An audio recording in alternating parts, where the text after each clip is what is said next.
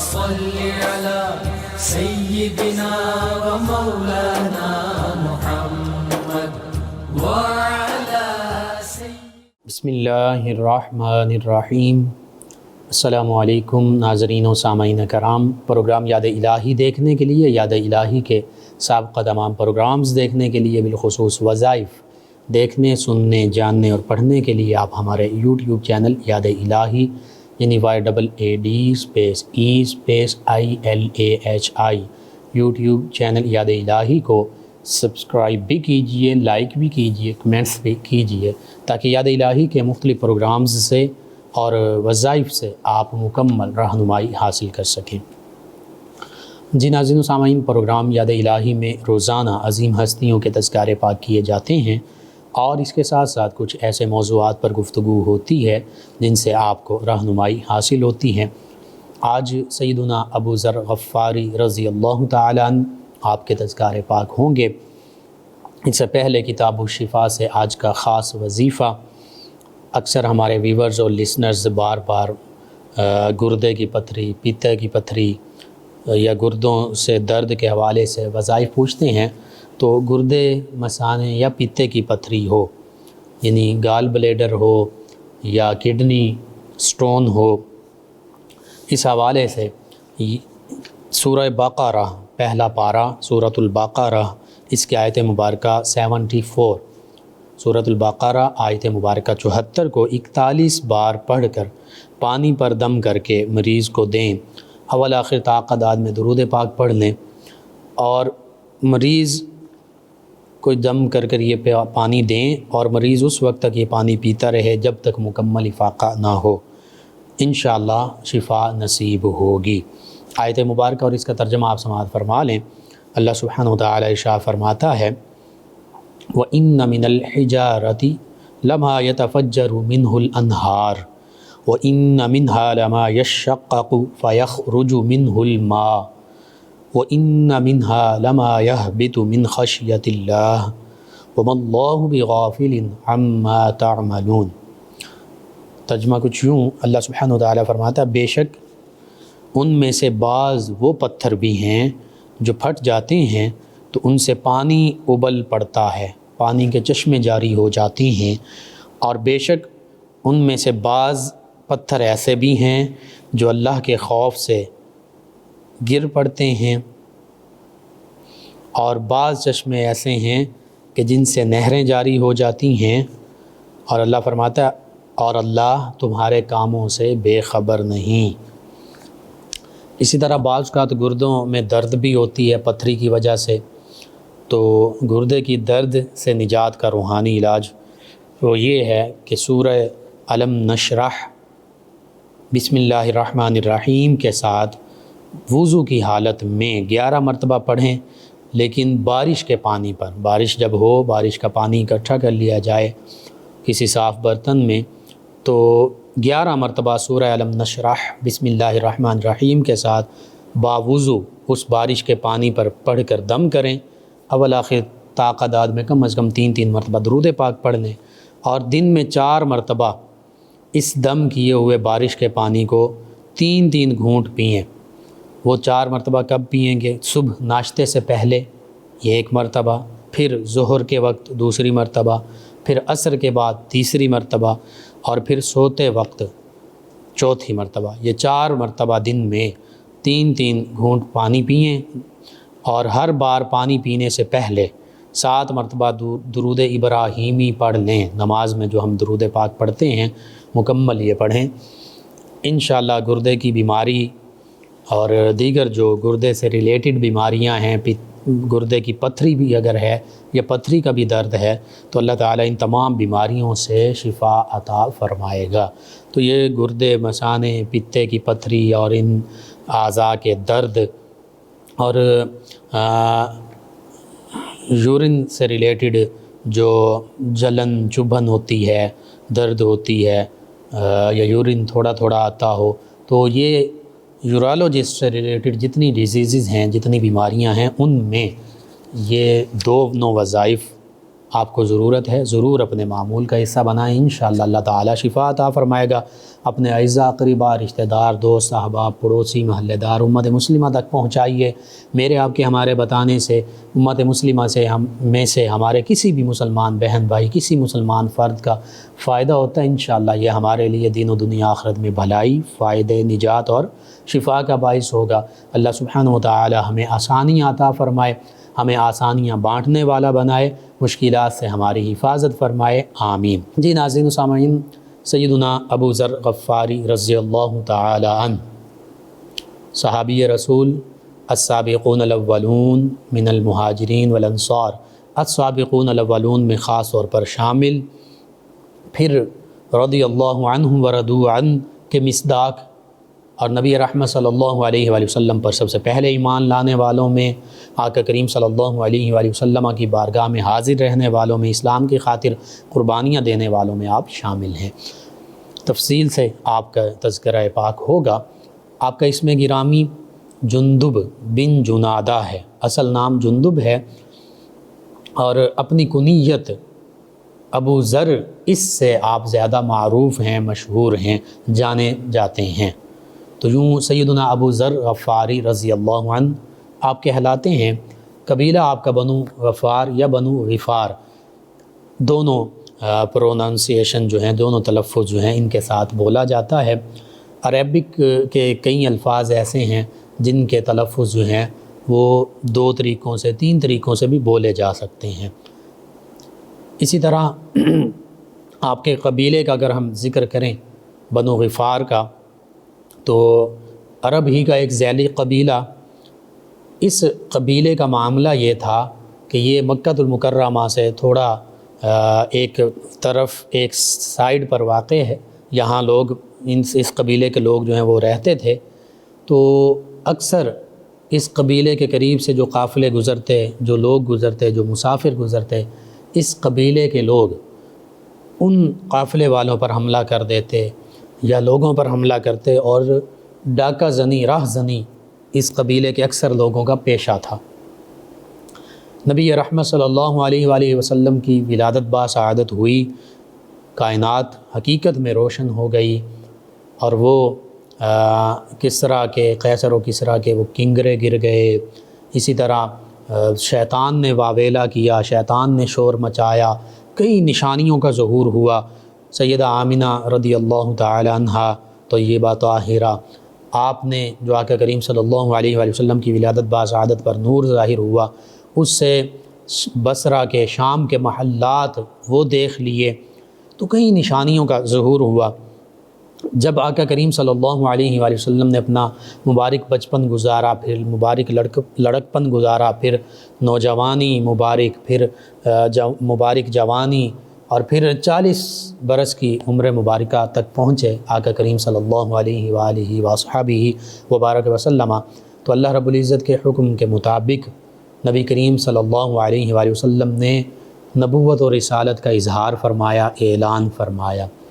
آقا کریم صلی اللہ علیہ وآلہ وسلم نے اپنے خاتم النبیین ہونے، خاتم المرسلین ہونے، اللہ کے سچے نبی، سچے رسول، آخری نبی، آخری رسول ہونے کا پیغام لوگوں تک پہنچایا، اللہ کی وحدانیت کا پیغام پہنچایا کہ هو اللہ احد، وہ اللہ ایک ہے، اللہ الصمد، اللہ بے نیاز ہے، لم یلد ولم یولد، اس نے کسی کو جنا نہیں، وہ کسی سے جنا نہیں گیا، ولم یکن لہ کفوا احد، پوری مخلوق میں کوئی اس کی برابری کا دعویٰ نہیں کر سکتا، کوئی اس کا ہمسر نہیں، کوئی اس کے برابر نہیں۔ اور پھر انی ارسلت الی الخلق کافہ، یہ بھی فرمایا نبی کریم صلی اللہ علیہ وآلہ وسلم نے کہ میں تمام مخلوق کی طرف، تمام کائنات کی طرف، اور الی الناس کا بھی ذکر ہے، انی ارسلت الی الناس کافہ، میں تمام انسانیت کی طرف اللہ کا رسول بن کر تشریف لایا ہوں۔ تو جب اللہ کے پیارے حبیب صلی اللہ علیہ وآلہ وصحبہ وبارک وسلم نے یہ وحدانیت یعنی توحید اور اللہ کی توحید اور اپنی رسالت کا پیغام لوگوں تک پہنچایا، تو جو سب سے پاکیزہ قلوب ہستیاں تھیں، جو سب سے عظیم ہستیاں تھیں بعد از انبیاء کرام علیہم السلام، انہوں نے آقا کریم صلی اللہ علیہ وآلہ وسلم کے پیغام توحید و رسالت پر آمنا و صدقنا کہا، یعنی انہوں نے سر تسلیم خم کیا، انہوں نے کہا آمنا، ہم ایمان لائے اللہ کی توحید پر، اللہ کی وحدانیت پر، اللہ کے ایک ہونے پر، اللہ کے معبود ہونے پر، اور ہم تصدیق بھی کرتے ہیں دل سے بھی زبان سے بھی کہ اللہ وحدہ لا شریک ہے، وہ اکیلا ہے، اس کا کوئی ہمسر نہیں، اس کے سوا کوئی عبادت کے لائق نہیں۔ وصدقنا، یہ آمنا اور وصدقنا میں آ گیا توحید کا بھی، توحید پر ایمان لائے، توحید کی تصدیق کی، اور آقا کریم صلی اللہ علیہ وآلہ وسلم کی نبوت اور رسالت پر آمنا وصدقنا۔ وہ صحابہ کرام علیہم رضوان عظیم ہستیاں جنہوں نے آقا کریم صلی اللہ علیہ وآلہ وسلم کی براہ راست زیارت کرتے ہوئے اپنے دلوں کو، اپنی آنکھوں کو ٹھنڈا کرتے ہوئے کہا کہ ہم اے اللہ کے حبیب صلی اللہ علیہ وآلہ وسلم، ہم آپ کی نبوت و رسالت، آپ کے آخری نبی آخری رسول ہونے پر دل و جان سے ایمان بھی لائے اور زبان سے اس کی تصدیق بھی کرتے ہیں۔ تو یہ پاکیزہ قلوب ہستیاں، انہیں پھر صحابیت کا شرف اللہ رب العزت نے عطا فرمایا، اور یہ ایسا شرف ہے کہ بعد از انبیاء کرام علیہم السلام سب سے عظیم ہستیاں نبی کریم صلی اللہ علیہ وآلہ وسلم کے صحابہ کرام علیہم الرضوان ہیں، حتیٰ کہ اس میں وہ صحابہ و صحابیات رضوان اللہ علیہ مجمعین بھی شامل ہیں جو آقا کریم صلی اللہ علیہ وآلہ وسلم کے اہل بیت کرام علیہم الرضوان میں شامل ہیں، یعنی اہل بیت کرام علیہم الرضوان میں سے وہ ہستیاں جنہیں صحابیت کا شرف بھی حاصل ہوا، وہ بھی اسی مقام و مرتبے میں شامل ہیں، یعنی بعد از انبیاء کرام علیہ السلام وہ بھی بڑی عظمت، رفعت اور شان والی ہستیاں ہیں، کیونکہ انہیں آقا کریم صلی اللہ علیہ وآلہ وسلم کے آل بیت، اہل بیت، آل پاک ہونے کا شرف بھی حاصل ہے، اور انہیں صحابیت کا شرف بھی حاصل ہے۔ تو یوں یہ سبھی ہستیاں، انہیں نبی کریم صلی اللہ علیہ وآلہ وسلم پر براہ راست ایمان لانے کی وجہ سے اور زیارت نصیب ہونے کی وجہ سے اللہ سبحانہ وتعالی نے یہ عظمت، یہ رفعت، یہ شان، یہ مقام و مرتبہ عطا فرمایا کہ انبیاء کرام علیہ السلام کے بعد یہ سب سے عظیم ہستیاں ہیں، اور پوری دنیا کے تمام مسلمان، تمام اولیاء کرام، حتیٰ کہ غوث، قطب، ابدال، قلندر بھی اکٹھے ہو جائیں، کسی بھی ایک صحابی رضی اللہ عنہ کے گرد راہ کو نہیں پہنچ سکتے، حالانکہ ان تمام اولیاء کاملین صالحین کا بھی بڑا بلند مقام و مرتبہ ہے، لیکن صحابہ کرام علیہم الرضوان کا مقام و مرتبہ جو ہے وہ وراء الورا ہے۔ اسی عظمت اور شرف کے حامل ہیں سیدنا ابو ذر غفاری رضی اللہ تعالی عنہ۔ آپ بھی اپنے قبیلے کی طرح شروع میں یوں ہی اسلحہ لیتے، جو بھی اس دور کی ضرورت تھی، تیر، کمان، تلوار، نیزہ، جس چیز کی ضرورت ہوتی اس سے لیس ہوتے، اور پھر مختلف قافلوں پر، مختلف لوگوں پر حملہ کیا کرتے، ان کا مال و اسباب لوٹ لیا کرتے۔ لیکن جب اسلام کی روشنی آئی، اسلام کا پیغام اس کائنات ارضی، اس کائنات میں پھیلا، اور تو پھر سیدنا ابو ذر غفاری رضی اللہ عنہ آقا کریم صلی اللہ علیہ وآلہ وسلم کے اظہار نبوت فرمانے سے بھی پہلے، بعض روایت میں ملتا ہے، صحیح مسلم میں، دیگر حدیث مبارکہ کی کتب میں، سیرت کی کتب میں، صحابہ کرام کے تذکار پاک میں آپ خود بھی فرماتے ہیں کہ میں 3 سال تک جو نبی کریم صلی اللہ علیہ وآلہ وسلم کا بھی پیغام ان تک نہیں پہنچا، اس سے پہلے آپ فرماتے ہیں کہ میں 3 سال تک مسلمان ہونے سے پہلے بھی اللہ کی بارگاہ میں سجدہ ریز ہوتا تھا، نماز پڑھتا تھا، اور اس معاملے سے، راہ زنی اور قذاقی سے یہ پلٹ آئے تھے، انہوں نے اس کو چھوڑ دیا، ان کے دل میں احساس پیدا ہوا کہ یہ معاملہ جو ہے یہ انسانیت کی تذلیل ہے، اور یہ اخلاق اور کردار کے منافی ہے کہ اپنے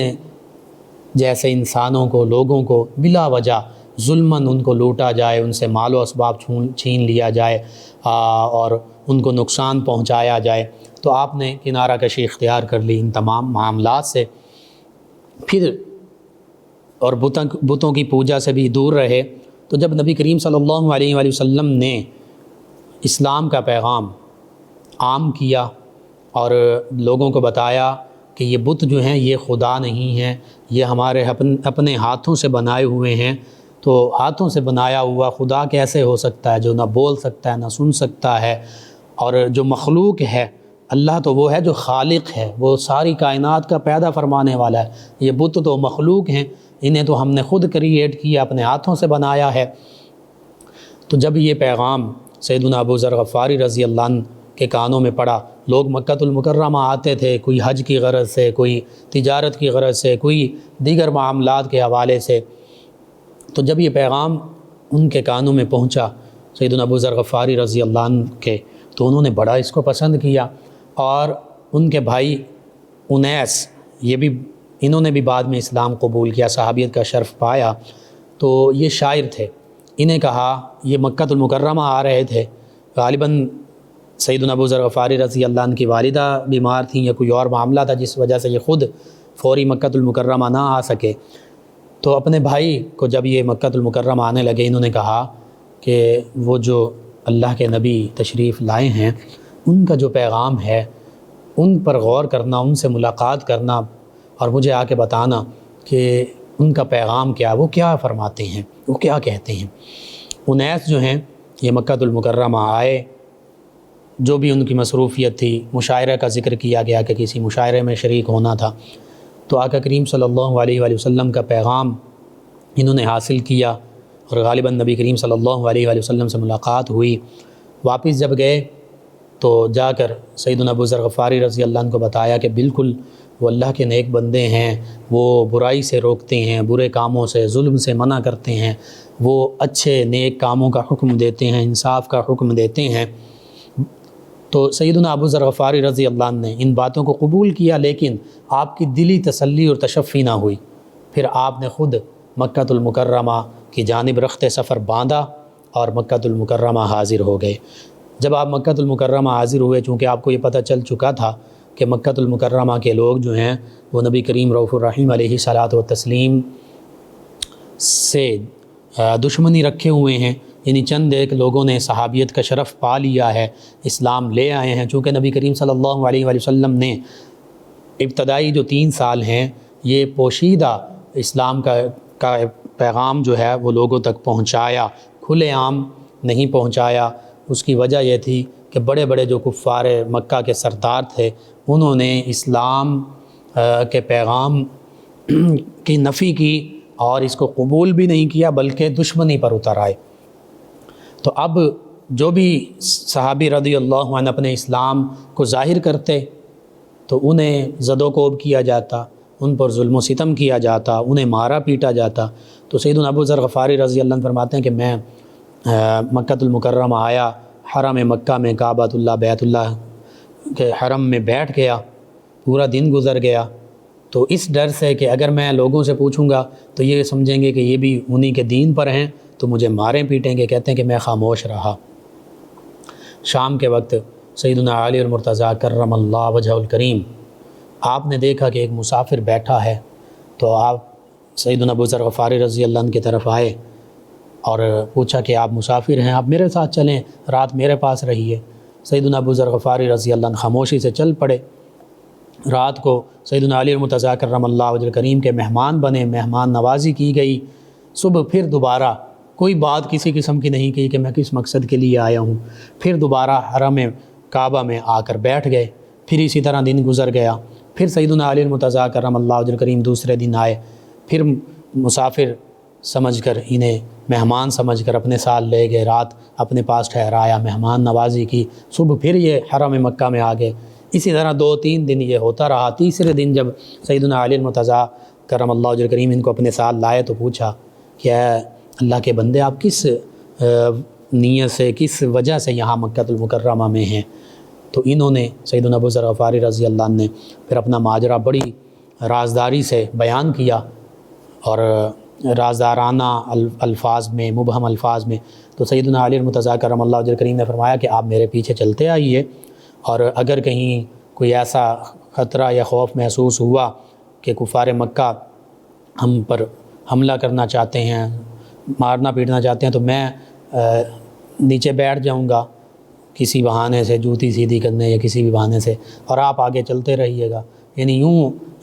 ہم دکھائیں گے کہ جیسے ہم ایک دوسرے کو جانتے بھی نہیں، کیونکہ ہو سکتا ہے کہ یہ کفار مکہ مجھے تو جانتے ہیں کہ یہ نبی کریم صلی اللہ علیہ وآلہ وسلم کے چچا زاد بھائی ہیں اور یہ بھی مسلمان ہو چکے ہیں، تو اسی میری وجہ سے پھر آپ کو بھی نقصان پہنچائیں گے۔ تو بہرحال کوئی ایسا راستے میں معاملہ نہ ہوا۔ سیدنا علی المرتضیٰ کرم اللہ وجہ کریم کے ساتھ سیدنا ابو ذر غفاری رضی اللہ عنہ آقا کریم صلی اللہ علیہ وآلہ وصحبہ وبارک وسلم کی بارگاہ اقدس میں حاضر ہو گئے۔ جب حاضر ہوئے نبی کریم صلی اللہ علیہ وآلہ وسلم کو آپ نے سلام کہا، جیسے اسلامی طریقہ رائی تھا، السلام علیکم۔ نبی کریم صلی اللہ علیہ وآلہ وسلم نے جواب مرحمت فرمایا، اور انہوں نے عرض کیا کہ اے اللہ کے رسول صلی اللہ علیہ وسلم، آپ کی تعلیمات کیا ہیں، آپ مجھے بھی ارشاد فرمائیے۔ نبی کریم صلی اللہ علیہ وآلہ وسلم نے قرآن مجید فرقان حمید کی چند آیات بینات تلاوت کی، تو سیدنا ابو ذر غفاری رضی اللہ عنہ کے دل پر بہت اثر پڑا، اور آپ نے عرض کیا کہ یا رسول اللہ صلی اللہ علیہ وسلم، مجھے بھی اسلام میں داخل فرما لیجئے، مجھے بھی ایمان کی دولت سے نوازیے۔ تو بس پھر نبی کریم صلی اللہ علیہ وآلہ وسلم کے دست مبارکہ پر انہوں نے اسلام قبول کیا، اور یوں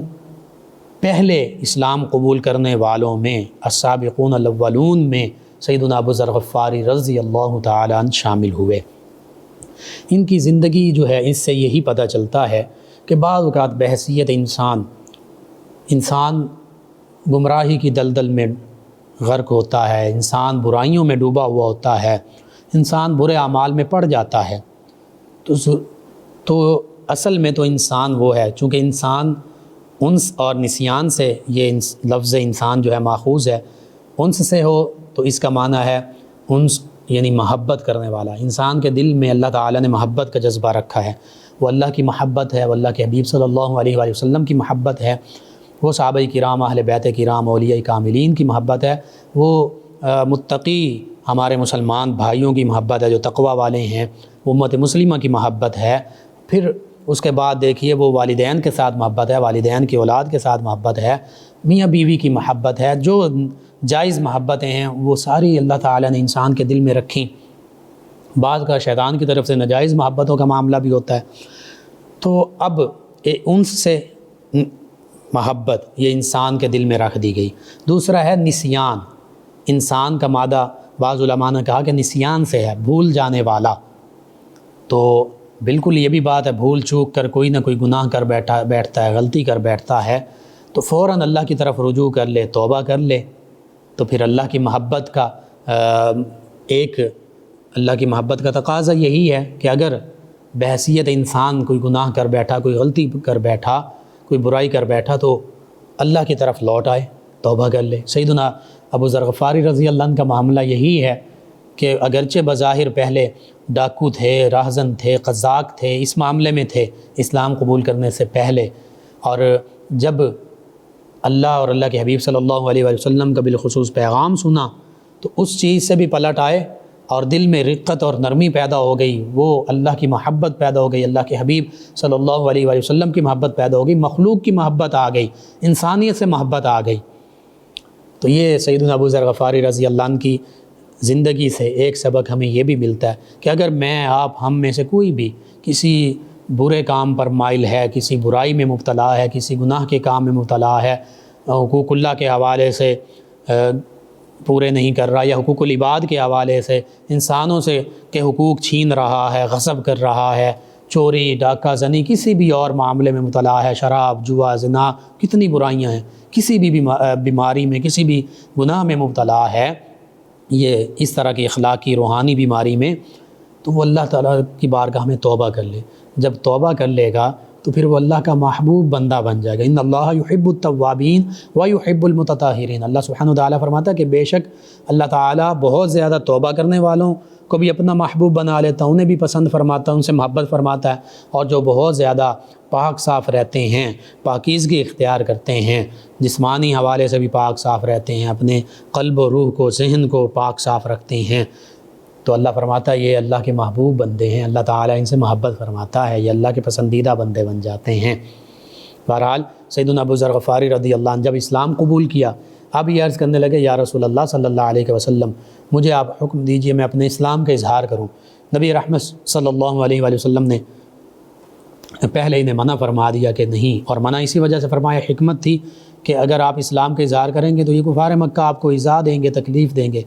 لیکن پھر آقا کریم صلی اللہ علیہ وآلہ وسلم کی بارگاہ میں انہوں نے جب بارہا اصرار کیا، آقا کریم صلی اللہ علیہ وآلہ وسلم نے اجازت دے دی، انہوں نے اپنے اسلام کا اظہار کیا مکہ المکرمہ میں۔ تو مکہ المکرمہ کے جو کفار مکہ تھے، بڑے بڑے سردار، بڑے بڑے جو قریش مکہ، کفار مکہ کے لوگ جو اسلام کے مخالف تھے، انہوں نے سیدنا ابو ذر غفاری رضی اللہ عنہ کو مارنا پیٹنا شروع کر دیا، اور بہت زیادہ مارا پیٹا، حتیٰ کہ روایت میں آتا کہ آپ بے ہوش ہو گئے۔ تو سیدنا عباس رضی اللہ عنہ انہوں نے پھر بیچ میں آ کے یہ لڑائی جھگڑا ختم کروایا، اور کفار مکہ سے کہا کہ بھائی یہ مسافر ہے، یہ مہمان ہے، یہ فلاں قبیلے کا ہے، کیوں تم خون ریزی چاہتے ہو؟ تو بہرحال سیدنا ابو ذر غفاری رضی اللہ عنہ جب ہوش میں آئے، آقا کریم صلی اللہ علیہ وآلہ وسلم کے حکم کے مطابق آپ اپنے قبیلے میں گئے، اور نبی کریم صلی اللہ علیہ وآلہ وسلم نے یہ فرمایا کہ آپ اپنے قبیلے میں جا کر اسلام کا پیغام عام کیجئے، اسلام کی تبلیغ کیجئے۔ جب آپ اپنے قبیلے میں گئے تو اسلام کی آپ نے دعوت دی اپنے قبیلے والوں کو، قبیلے کے اکثر لوگ جو ہیں انہوں نے اسلام قبول کر لیا، آپ کے بھائی سیدنا انیس رضی اللہ عنہ انہوں نے بھی، یا سیدنا انیس رضی اللہ عنہ انہوں نے بھی اسلام قبول کر لیا۔ پھر یوں ہی یہ قبیلہ جو راہ زنی، قذاقی، ڈاکہ زنی اس کا شعار تھا، اس ساری چیزوں سے اس قبیلے نے توبہ کی، اور پھر آپ دیکھیے کہ پورے کا پورا قبیلہ، چونکہ اکثر لوگ مسلمان ہو چکے تھے سوائے چند ایک کے، وہ لوگ بھی بعد میں اسلام انہوں نے بھی قبول کر لیا۔ تو یہ قبیلہ جو برائی کی طرف مائل تھا، گناہ میں مبتلا تھا، بتوں کی پوجا کرتا تھا، جب اسلام کی روشنی ان تک پہنچی تو ساری برائیوں سے یہ دور ہو گئے، حتیٰ کہ اللہ پر ایمان لے آئے، اللہ کے حبیب صلی اللہ علیہ وآلہ وسلم پر ایمان لے آئے۔ تو اس سے یہ بھی پتہ چلتا ہے کہ آج بھی اگر اسلام کا پیغام محبت کے ساتھ، اچھے انداز کے ساتھ ہر انسان، ہر مسلمان، اگرچہ علماء کرام کی تو بدرجہ اولیٰ یہ ذمہ داری ہے، علماء کرام مختلف زبانوں میں، اردو میں، عربک میں، انگلش میں پہنچا بھی رہے ہیں، لیکن مزید ضرورت ہے کہ علماء کرام دین اسلام کا پیغام محبت بھرے انداز کے ساتھ، قرآن کا پیغام، حدیث کا پیغام لوگوں تک پہنچائیں۔ اس کے ساتھ ساتھ جو ٹیچرز ہیں، پروفیسرز ہیں، یا دیگر حتیٰ کہ اسٹوڈنٹس ہیں، عام مسلمان ہیں، ہر شعبے کے افراد جس شعبے میں موجود ہیں، انہیں چاہیے کہ وہ علماء کرام کے پاس بیٹھیں، حقیقی اولیاء اللہ کے پاس بیٹھیں، ان سے ظاہری اور روحانی علوم اور فیوز و برکات حاصل کریں، اور جو حاصل کریں علم اسے آگے سے آگے پہنچاتے جائیں۔ یہ ہر بندہ مومن کی ذمہ داری ہے اپنی اپنی سطح پر، بلغوا عنی ولو آیہ کے تحت، کہ اگر ایک آیت بھی، ایک جملہ بھی، اسلام کا ایک پیغام بھی تمہارے پاس ہے تو اسے اللہ کے حبیب صلی اللہ علیہ وآلہ وسلم فرماتے ہیں کہ اسے پھر آگے انسانیت تک پہنچاؤ۔ بہرحال اس سے بھی یہی ہمیں درس ملتا ہے کہ اگر آج بھی کسی بھی دین کے ماننے والے اور کسی بھی برائی میں مبتلا لوگ، حتیٰ کہ بڑے بڑے قبیلے اور فیملیز اور خاندان، وہ اسلام کے حقیقی دامن میں آ جائیں، پناہ لے لیں، تو پھر ان کی دنیا بھی سنور سکتی ہے، ان کی آخرت بھی سنور سکتی ہے۔ نبی کریم صلی اللہ علیہ وآلہ وسلم نے مدینہ طیبہ کی جانب ہجرت فرمائی، سیدنا ابو ذر غفاری رضی اللہ عنہ اپنے قبیلے میں چلے گئے، تبلیغ فرماتے رہے، لوگوں کو اسلام کی طرف مائل کرتے رہے، لوگ اسلام قبول کرتے رہے۔ پھر مدینہ طیبہ میں ہجرت نبوی صلی اللہ علیہ وآلہ وسلم کے بعد غزوہ بدر پیش آئی، غزوہ احد کا معرکہ پیش آیا، پھر غزوہ خندق اور دیگر کئی غزوات، کئی سرایا جو ہیں وہ پیش آئے۔ غالباً غزوہ خندق کے بعد 5 یا 6 ہجری میں سیدنا ابو ذر غفاری رضی اللہ تعالیٰ عنہ مدینہ طیبہ حاضر ہوئے، اور پھر اصحاب صفہ میں شامل ہوئے۔ یہ بھی آپ کو شرف حاصل ہوا، السابقون الاولون میں شامل ہوئے، پھر اصحاب صفہ میں شامل ہوئے، اور اکثر وقت نبی کریم صلی اللہ علیہ وآلہ وسلم کی معیت رفاقت میں گزارا کرتے۔ نبی کریم صلی اللہ علیہ وآلہ وسلم کی بارگاہ میں کوئی چیز ہدیتاً پیش کی جاتی تو نبی کریم صلی اللہ علیہ وآلہ وسلم سب سے پہلے انہیں، چونکہ مہمان بھی تھے، کتنے دور سے اپنا قبیلہ چھوڑ کر آئے تھے، تو انہیں نبی کریم صلی اللہ علیہ وآلہ وسلم عطا فرماتے، ان سے ابتدا فرماتے۔ اسی طرح نبی کریم صلی اللہ علیہ وآلہ وسلم کی بارگاہ میں حاضر خدمت رہتے، نبی کریم صلی اللہ علیہ وآلہ وسلم کی خدمت کرتے، آقا کریم صلی اللہ علیہ وآلہ وسلم کے فرامین مبارکہ سماعت کرتے، حتیٰ کہ 281 احادیث مبارکہ ان سے مروی ہیں مختلف سیاستہ اور دیگر احادیث مبارکہ کی کتب میں، یعنی 281 احادیث مبارکہ انہوں نے روایت کی۔ پھر غزوہ تبوک کا موقع آتا ہے۔ اب غزوہ تبوک جسے جیش الاسرہ بھی کہتے ہیں، اسرت یعنی تنگ دستی والی جنگ، اس جنگ میں گرمی کا معاملہ، قحط کا معاملہ، پھر دور دراز علاقے میں جا کر جنگ لڑنی ہے تبوک کے مقام پر، اور پھر اسی غزوہ میں سیدنا ابو بکر صدیق رضی اللہ عنہ نے اپنے گھر کا سارا سامان نبی کریم صلی اللہ علیہ وآلہ وسلم کی بارگاہ میں اسلام کی خاطر پیش کر دیا۔ سیدنا عمر فاروق اعظم رضی اللہ عنہ نے گھر کا آدھا سامان پیش کر دیا۔ سیدنا عثمان، سیدنا عبد الرحمن رضی اللہ عنہما، انہوں نے کئی اونٹ، سینکڑوں اونٹ جو ہیں وہ آقا کریم صلی اللہ علیہ وآلہ وسلم کی بارگاہ میں پیش کر دیے۔ خواتین نے سونے کے زیورات پیش کر دیے۔ کئی صحابہ کرام، حتیٰ کہ ایسے صحابہ کرام علیہم رضوان جنہوں نے ایک دن کی مزدوری جو کھجوریں کمائیں، کھجوریں اجرت میں ملیں، وہ ساری کی ساری صحابہ کرام علیہم رضوان کے زیادہ راہ کے لیے، سفر میں کھانے کے لیے وہ پیش کر دیں۔ آقا کریم صلی اللہ علیہ وآلہ وسلم نے وہ جو صحابی جو مزدور تھے وہ کھجوریں لائے، 1 2 4 کلو کھجوریں تھیں، ان کو سب سے اوپر رکھا اور ان کو پھیلا دیا، یعنی ان کے اخلاص کو اتنا قبول فرمایا۔ تو پتہ چلتا ہے کہ اپنی بساط کے مطابق جتنا زیادہ سے زیادہ ہو سکے بظاہر وہ کم ہی ہو، وہ اللہ کی بارگاہ میں قبول ہو جاتا ہے۔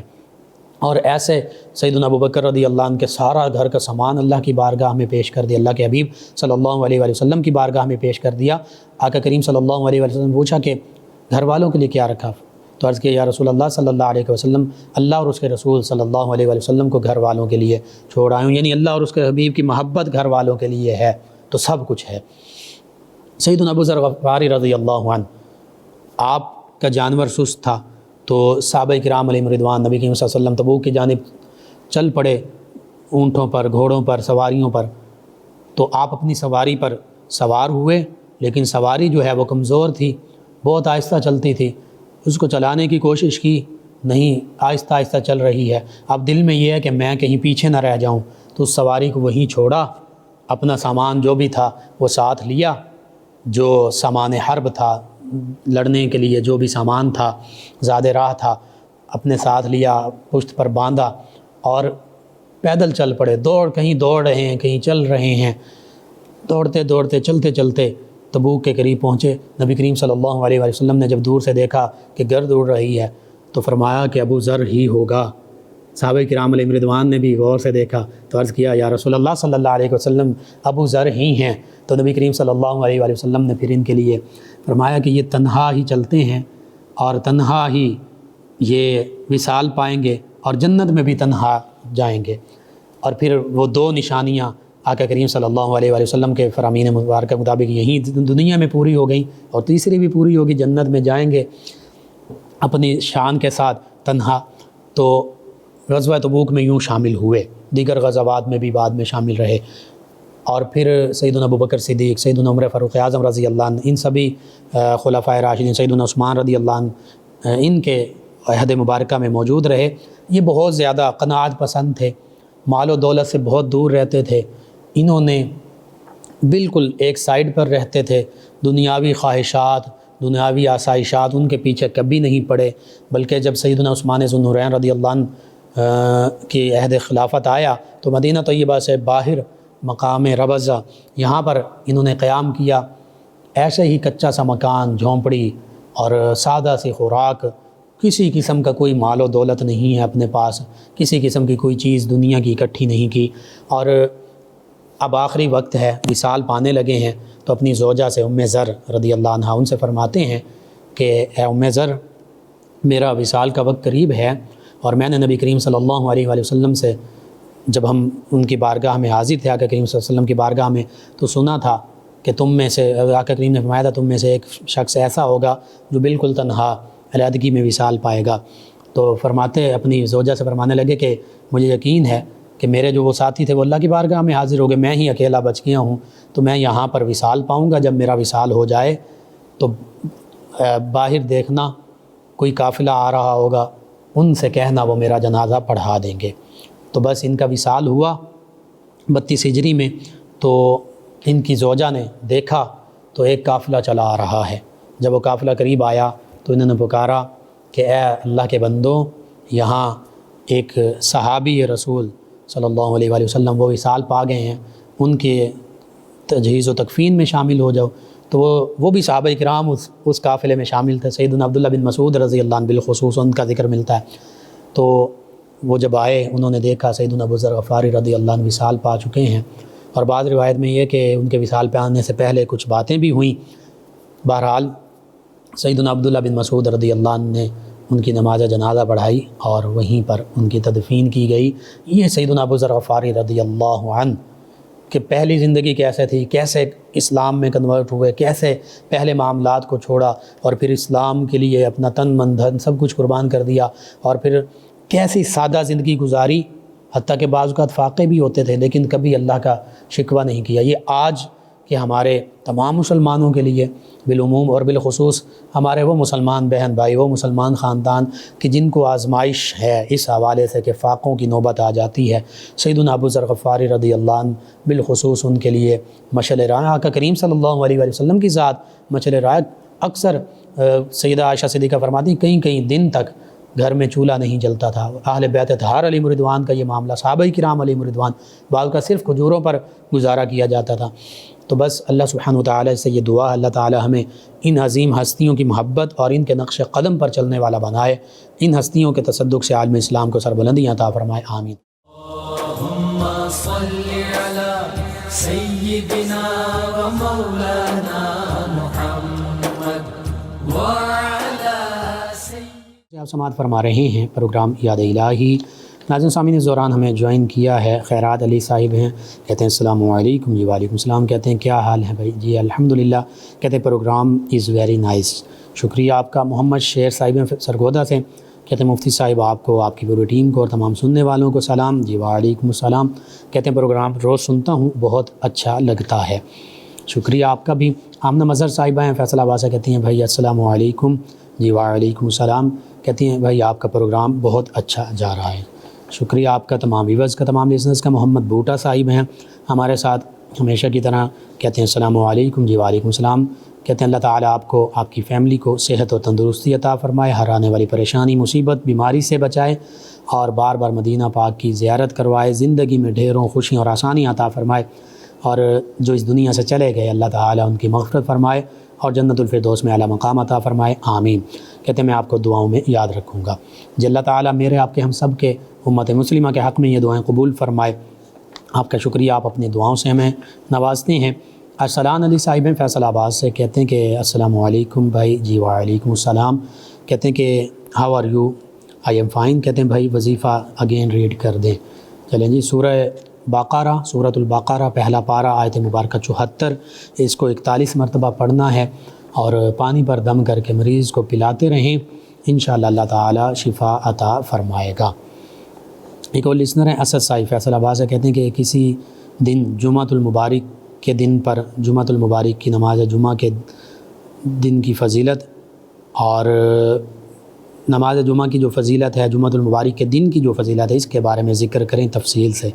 جی انشاءاللہ کوشش کرتے ہیں، ضرور کسی دن اس پر بات کریں گے، کلام کریں گے۔ آپ تمام ویورز کا، لسنرز کا شکریہ، آپ ہمیں جوائن کرتے ہیں، پروگرام یاد الہی میں شامل ہوتے ہیں، اپنے فیڈ بیک سے آگاہ کرتے ہیں۔ ناظرین و سامعین، پروگرام یاد الہی کا وقت ختم ہو جاتا ہے، انشاءاللہ کل صبح دوبارہ آپ سے ملاقات ہوگی پروگرام یاد الہی میں۔ اپنے میزبان محمد لقمان رضا اور ہماری ٹیم کو اجازت دیجیے، اللہ نگہبان۔ اللہم صلی علی سیدنا و مولانا